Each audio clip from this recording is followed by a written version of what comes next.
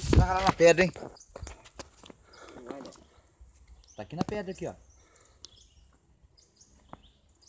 Ali com roscou na pedra lá dentro. Já roscou na pedra, hein? Ela tá uns caratinhos, não dá não? Tá aqui na pedra, aqui, ó.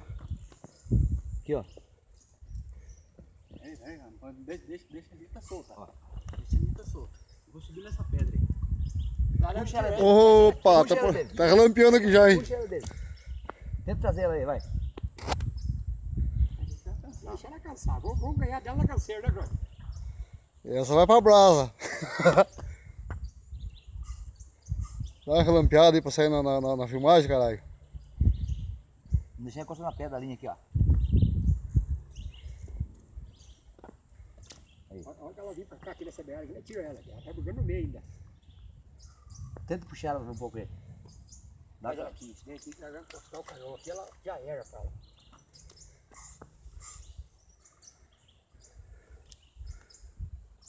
Não deixa ela entrar na pedra. Lembra que você fez comigo? O cara aqui, ó. Filma aqui. Filma aqui, ó. Eu filmei já, caralho.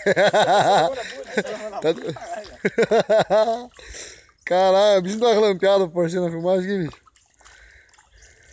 Pega os dois, 10 quilos. Fala dele. É uma delícia, né? Pega os 10 Morreu quilos. assim, pô. Pega os 10 quilos.